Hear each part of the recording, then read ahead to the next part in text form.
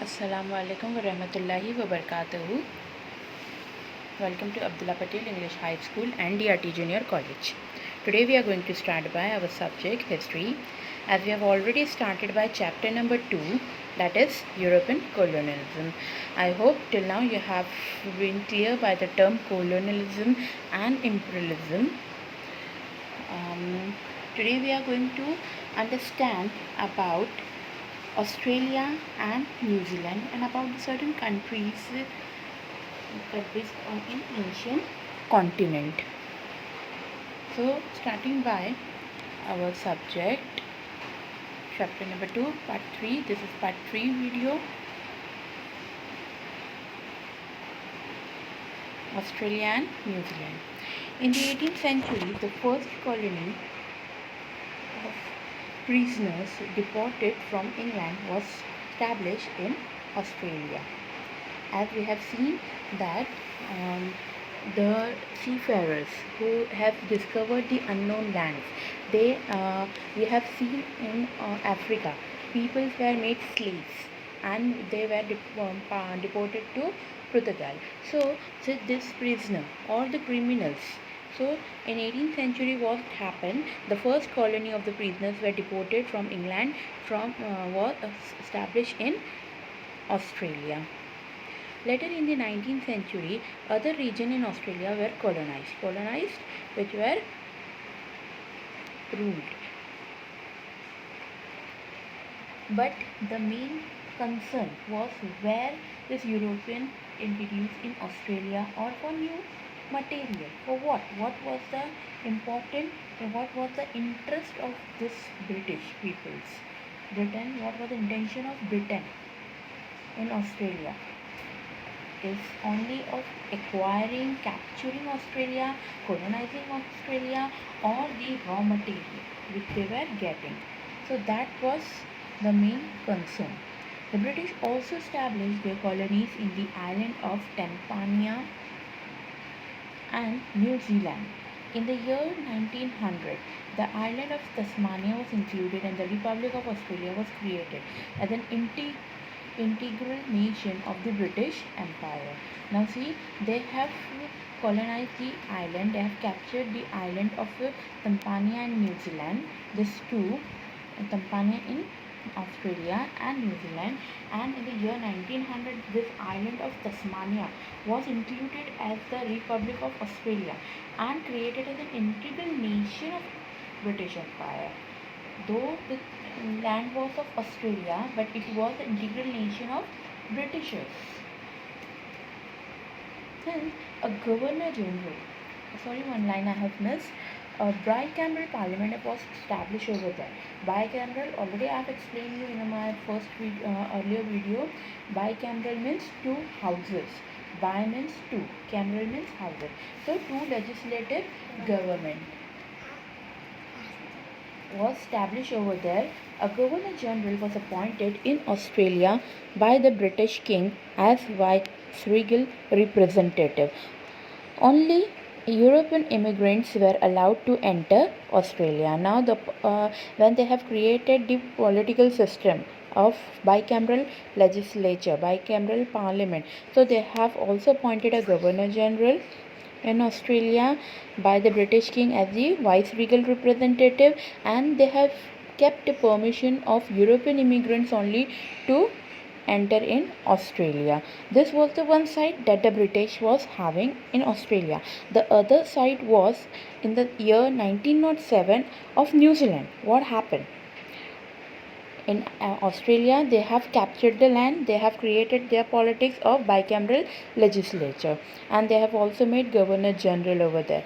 But in Australia, what they were doing, it was accorded the status of an autonomous state. New Zealand was made as a status, has given the status of autonomous state within the British Empire. The European settler in New Zealand adopted democratic system of administration. Now, the people of Britain who are living in New Zealand, they have adopted democratic system of administration, means democracy, and certain measures were taken by them. So, the measure of public welfare, measure why what type of measures they have taken? They have taken certain kinds of public measure for public welfare, as they are living over there, so they want that kind of facility. So what was the public welfare facility was given, such as first, common right of vote; second, public railways; third, fire and accident insurance; fourth, pension for the old; and fifth, compensation to workers who got injured or died on duty. As they are living over there, as the Britain people were living over there, so they also need facility. For that reason, they have adopted certain measure for public welfare. So 5 measures were taken, adopted. Which were they? Again I am repeating: common right to vote, public railways, fire and accident insurance, pension for the old, and compensation to the workers who got injured or died on duty on working hours. This was a measure adopted by the British government. Etc. were implemented in New Zealand long before 1900 CE Common Era.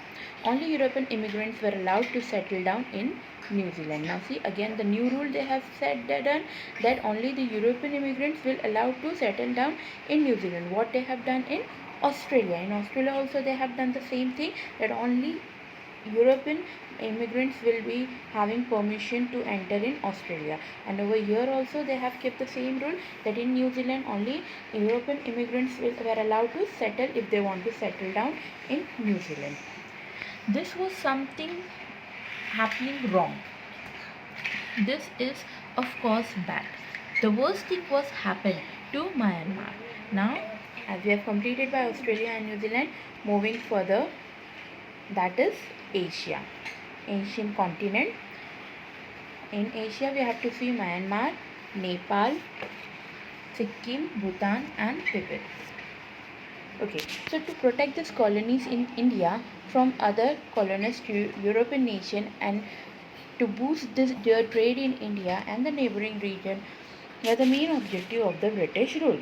The main intention was trade as well as to colonize the area.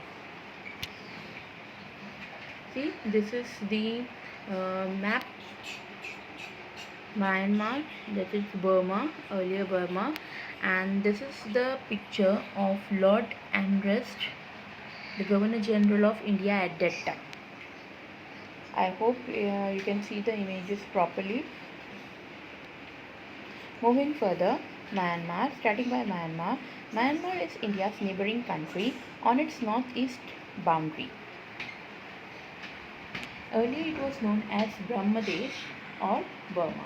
The British wanted to establish their control in Burma because it was rich in natural wealth and was also a potential market. Now, Myanmar, where is Myanmar? It is the neighboring country of our country. It is situated in northeast boundary, and earlier Myanmar was called as Brahmadesh or Burma also. And why Britishers want to capture, why they want to establish their hold over there? Because it was rich in natural wealth, so profit, and was also potential market, trade. So both things are available over here. So their intention was the same. So the thing, their goal is achieving in Myanmar. So that was the reason that they want to establish their hold in Myanmar. Moving further, the royal dynasty of Myanmar had successfully consolidated means controlled the country under their rule. Now here what is seen, that in Myanmar there is the royal dynasty. As earlier we have seen that there was a rule of kings. So here also the royal dynasty is there, and they had a success in controlling the country under their rule. It also conquered Manipur in 1813. Now here the royal dynasty conquered Manipur in 1813, and in 1822 they attacked Assam. Myanmar attacked Assam. Again I am saying they attacked Assam. Who? Myanmar, the royal dynasty. The British were alerted by the Burmese attack. Burmese, the people who were living in Myanmar are called as Burmese. So this was informed to the Britishers that they are doing like this. They have conquered Manipur and also attacked on Assam. So this was been in front of Britishers. They were alerted by the Burmese attack. Hence, Lord Amherst, as we have seen the photo, I have shown you the photo of Lord Amrit, the Governor General of India at that time. He declared war against Myanmar. As Myanmar is our neighboring country, so here in India, our Governor General of that time was Lord Ambrose. So he declared war against Myanmar. The war continued for 2 years. Hence, what the Ambrose, the Governor General, has declared the war. So that war has been continued for 2 years. Continued 2 years they were fighting, and that was known as, the war was known as First Anglo-Burmese War. Anglo here means British. British, Burmese. Burmese are the people who are living over there. Okay, Burmese are the people who are living over there of Myanmar, people of Myanmar. So the war was fought between British and Myanmar people. British, Anglo, Myanmar people, Burmese. Anglo-Burmese war. So the first war happened, the first Anglo-Burmese war. It has been divided into three subparts. First Anglo-Burmese war, second Anglo-Burmese war, and third Anglo-Burmese war. Now starting by the first one, the British Navy conquered the port of Rangoon, Yangon. In this war, it ended with a treaty between the British and the Burmese king. Manipur was returned to the British. The coastal region, the forests and the mines there came under British control. Now see what happened. The British Navy conquered the port of Rangoon, at that time Yangon, in this war. So British has conquered the port. They have win, and hence they got Rangoon under their control. It ended with a treaty. They have signed a treaty. Manipur people, that is Burmese people, and the Britishers have signed a treaty between the British and the Burmese king. Manipur was returned to the British, as Manipur in 1813 was conquered by royal dynasty. So now they have returned to Britishers. The coastal region, the forest and mines, there come under British control. So this was the thing that the Britisher want. They want to hold on coastal region, as they were doing by navy, as their trade was going on by waterway, the forest, the raw materials and the mines, diamonds, gold. So again there is profit. So that was the main intention of Britishers. Hence they are happy that everything is under control of us. The British collected a large sum of compensation against military expenditure from Myanmar, and also they have collected a large money from Myanmar. They also appointed their resident in Inwa, also known as Awa, the capital of Myanmar at that time. At that time, the capital of Myanmar was Awa or Inwa. Okay, so they have appointed their resident in Inwa. So I hope you understood the first Anglo-Burmese war. What happened here? Britishers won the war, and in that war they have conquered the port of Rangoon. They have signed a treaty with Burmese king and conquered Manipur, as well as they have also asked for a huge booty. And apart from this, the main intention of there was coastal region, forests and mines. That was also under the control of Britishers. So here I conclude by the first Anglo-Burmese war. Now moving further to the second Anglo-Burmese war. It was fought during the Lord Dalhousie tenure.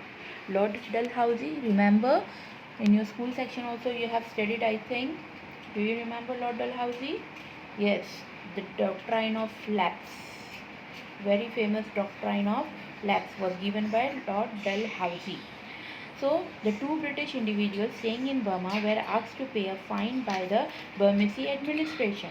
Now, what happened in the second Burmese war? Why it was fought?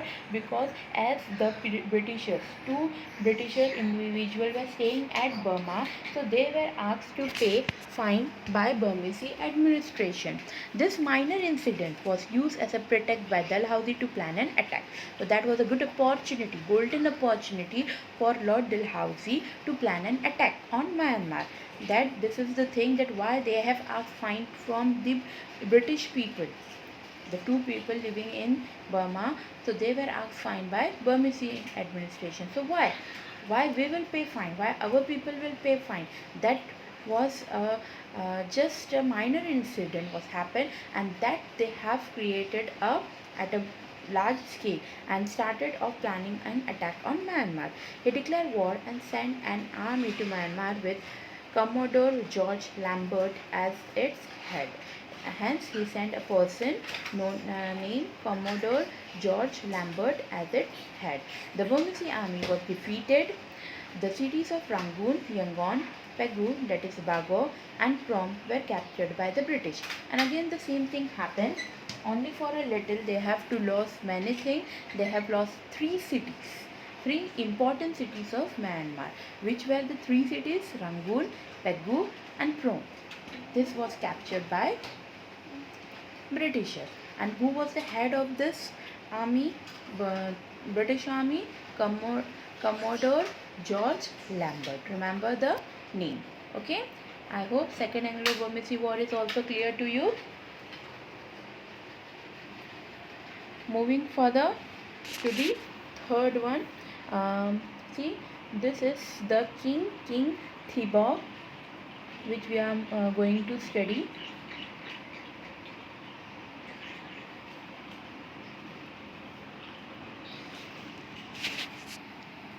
This region was merged in the British Empire. With this victory, the British influence in the coastal region of Myanmar was firmly established. Hence, in the Second Anglo-Burmese War, as they have conquered many cities, three cities have been conquered by them. So that was the victory of the Britishers, and hence they have included influence in coastal region of Myanmar, and there was it firmly established. The British Army fighting this war was comprised of Indian soldiers. Not only that, the expenditure of this war was also borne by the Indians. Now see what happened. Myanmar is our neighboring country, right? Britishers, they are not from our country. Myanmar is also not our country. But the war was fought. It comprises Indian soldiers. Okay. So when there was a war, so who is killing? Indian soldiers, they are dead. Not only that, the expenditure of this war was also borne by the Indians. We are paying for that war. So death, Indians, wealth from India. So ultimately, India was at loss. Moving further. The French had already created considerable influence in Vietnam, that is Indochina. There was increasing contact between the Burmese king and the French. In addition, King Thibaw of Myanmar tried to strike a pact with Italy and Germany. This were reason enough for the British to feel alarmed. They got a pretext to declare war against King Thibaw when he levied fine on the Bombay Burma Trading Corporation, a British company. Now what happened? Now there was a French who had already created considerable influence in Vietnam. Vietnam, that is Indochina. There was increasing contact between the Burmese king and the French. Burmese king, King Thibaw, already I have shown you the picture, as the and it was he has a pact signed by Italy and Germany, and that was the reason of the Britishers to feel alarmed that something is going to be happen, and that is wrong, and that is really had a dark side for us. So they got a pretext to declare war against King Thibaw, and they levied fine upon him on the Bombay Burma Trading Corporation, which is also known as BBTC, a British company.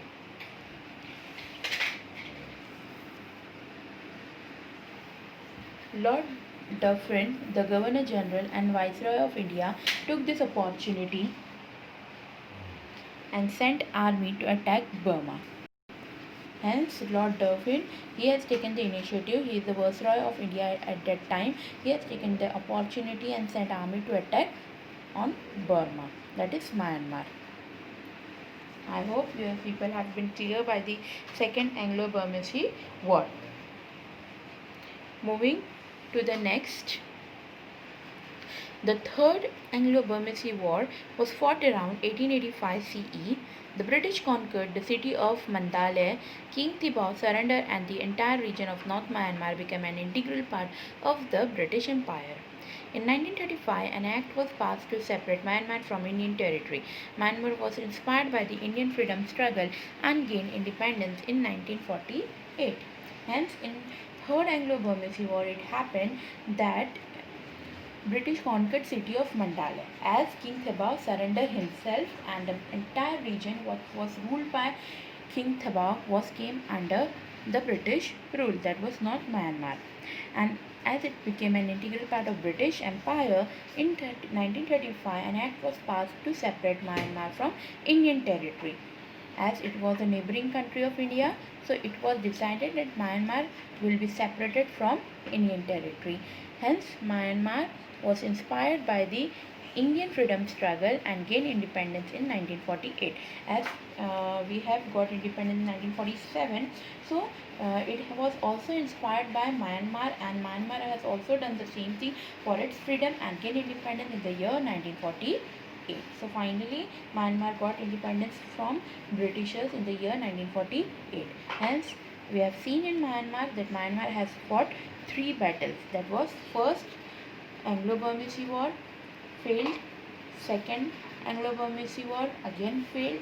Third Anglo-Burmese War, here they have given certain parts, but after having an inspiration from Indian freedom struggle, they gained independence in the year 1948. I hope Myanmar is clear to you. Moving further to Nepal.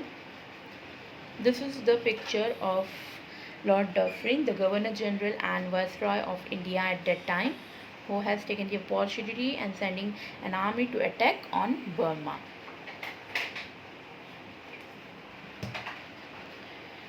Starting by the next, that is Nepal. Nepal was a small kingdom in Himalaya, as we all know. The British had sent their representative to Nepal, but they did not receive any favorable response from there. It led to 2 Anglo-Nepalese war. Anglo-British, Nepalese, the people who are living in Nepal, they are called as Nepalese. So Anglo-Nepalese war. 2 war again over here had been fought. The Gurkha army had merely 10 to 12,000 soldiers, while the British army was much larger, having more than 30,000 soldiers. Now see, Nepalis were having Gurkha, Nepalis were having only 10 to 12,000 soldiers, while Britishers are having much larger than the more than 30,000 soldiers in their army. So who will win? Obviously Britishers. This is the map. The British attacked Nepal. The Nepalese army brought the British army to the point of desperation. It was defeated by the Nepalese at Makwanpur in 1896. The British had to hand over the region of Terai, Khammouan and Garhwal to the Nepalese. A British resident was appointed at Kathmandu. In 1923, the British accepted the sovereignty of Nepal. Now here see, something different has been happened over here. Now as the Gurkhas were the limited 10 to 12,000 of army, and Britishers were in a huge number, so there was a scene that Britishers will win, but certain other thing was happened. The nature was not in the favor of Britishers. Hence Nepalis won the match, won the war.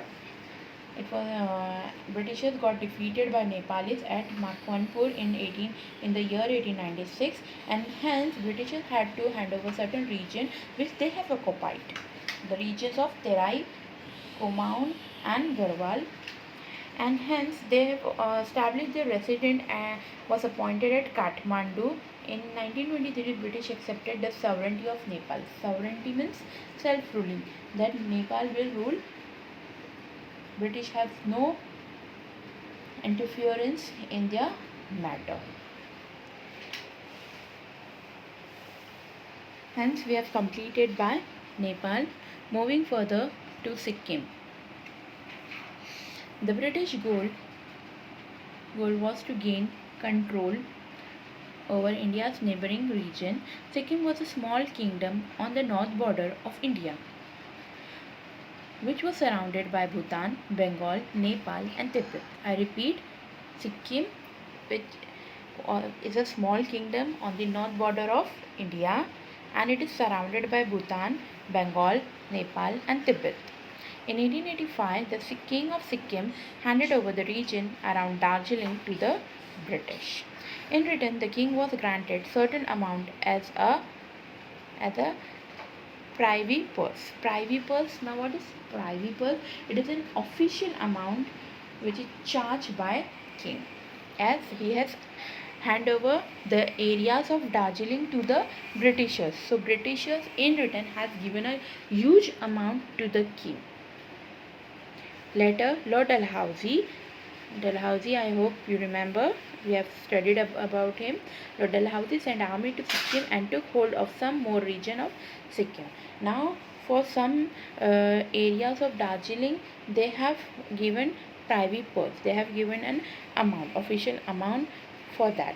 But afterwards, what happened? Lord Dalhousie, he sent army to Sikkim and have took hold of some region, more region of Sikkim. This is the map of Sikkim.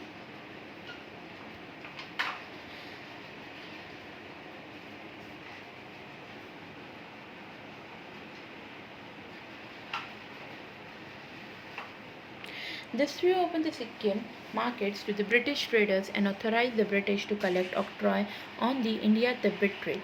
In 1886, the Tibetans, the people who are living in Tibet, the original inhabitants of Tibet, are called as Tibetans, tried to capture Sikkim.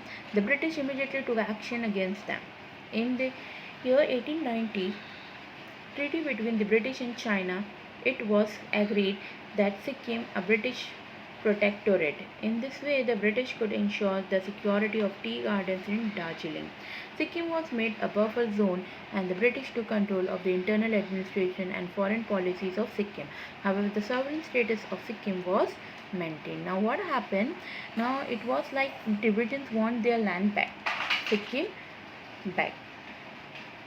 So, they was having a fear that if Sikkim will lose, so what happened? The areas of Darjeeling where there was a hold of tea, they were having security of tea gardens over there. As the tea, they have earned many huge amount from that. Crores of rupees, crores of profit was earned by tea, import and export of tea. So that was the danger zone for the Britishers. So what happened? They have taken a protectorate. They have signed a treaty in the year 1890, British and China, and they agreed that Sikkim a British protectorate, and they made Sikkim as a buffer zone, and the British took control of the internal administration in their own hand and foreign policies of Sikkim, and thus Sikkim was maintained its sovereign status. Self-ruling powers was under the Sikkim people only. A plebiscite. Plebiscite means a public opinion was held in the year 1975 and the people of Sikkim voted for merging in the Indian Republic. According to the people opinion, people living in Sikkim, the people opinion was taken that what to do, whether to include Sikkim in India, whether to merge Sikkim in India or not. So after the decision of the people, they have decided that they will merge Sikkim with Indian Republic. Thus Sikkim became a constituent state in the Indian Federation, and hence in the year 1975 it was finally decided that Sikkim will be the part of Indian Federation. Hence we have completed by Sikkim. Our next country is Bhutan. Bhutan is a neighboring country of India, located near its northern border and to the east of Sikkim. Lord Warren Hastings, the first Governor General of India, had recognized the geographic and economic importance of Bhutan. Now, the Lord Warren Hastings, he has for the first time, he is the first Governor General of India, and he has recognized felt that the geographic and economic importance of Bhutan. Geographically also it is important, and economically for money is also important. Which country? Bhutan. Hence he established friendly relationships with the country. It helped to open the trade route from Bengal to Tibet for the British. In 1841, Ashley Adden took an aggressive stand against Bhutan. There was a war between Bhutan and the British. And finally, what happened? Now, as Warren Hastings has a friendly relation, but Ashley Adden, in the year 1841, Ashley Adden, he has taken the aggressive stand against Bhutan, and there was a war between Bhutan and the Britishers. Now see, he is the man Lord Warren Hastings, the first Governor General of India, and he is the person Ashley Adden who has taken the aggressive step. The territories conquered by Bhutan to the British and the king was granted an annual subsidy. Annual subsidy means an amount was fixed that this amount has to be given. This amount has to be given to the particular person. So annual subsidy was decided. Later in another treaty in 1910, the British agreed not to interfere in the internal matter of Bhutan, and Bhutan agreed to be guided by the British in their external affairs. Now it was been decided that British will not interfere in the matter of Bhutan, and Bhutan agreed that Bhutan will guide them to their external affairs. In 1949, a treaty was signed between India and Bhutan, according to which India assumed a position of an advisory to Bhutan in the matter of defense and external affairs. Now, another treaty was signed that India will help Bhutan people how to take the decision in the matter of defense and external affairs. So, slowly and gradually, what happened? India has gained the importance. Indian importance was gained in terms of trade also. The relation was very successful with Bhutan. Moving further to our last topic of Asia, that is Tibet. Tibet was under the influence of Dalai Lama. Dalai Lama, I hope you people have listened the name of Dalai Lama. So Tibet is under the influence of Dalai Lama. The British wanted to have hold on Tibet for arresting Russian advances and to increase their own trade. Now again over there in Tibet they want to establish their own trade and their advances. During Lord Curzon's time, the British military had reached Lhasa,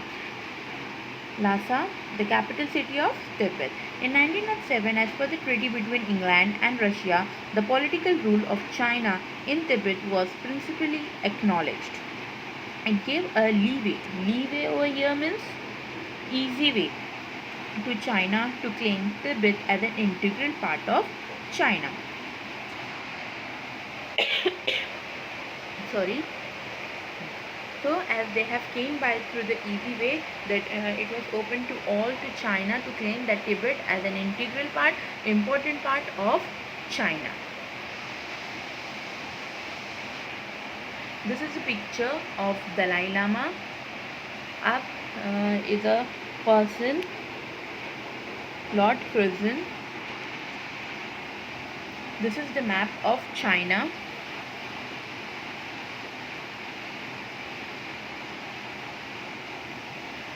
So I would like to end by our chapter over here.